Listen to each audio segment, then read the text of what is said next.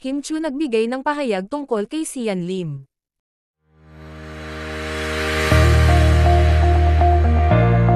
Sa interview ni Kimi ay naitanong ito tungkol kay Sian Lim, at kung pinanood pa rin ba niya ang mga interview ni Sian. Narito ang buong detalye.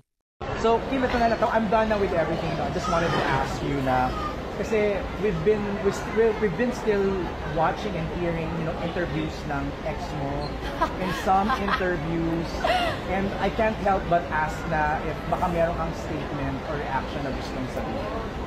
Ako talaga, entering 2024, so talaga, I just want a fresh start, a new beginning, and I don't want to dwell sa past. Parang yung post ko noong December, sabi ko, this will be the last time na pag-usapan ko. Pero parang ang daming pa rin. Parang hindi naman siya mapag-uusapan if no one's lighting the fire. And I just want to say, give it a rest. And let's leave respect to each other. And it ended, the journey was beautiful. So, ayoko nang mag-smile. Right. He's happy. Yun.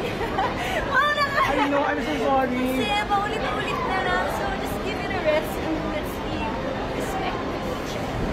Alright. The journey was beautiful. So ayoko nang mag-smile. Right. And he's happy. Yun. I know, I'm so sorry. Kasi paulit-ulit na lang. So just give it a rest and let's give respect to each other. Alright. Ikaw talaga! Napaka-OA! Paano ba ako magpapak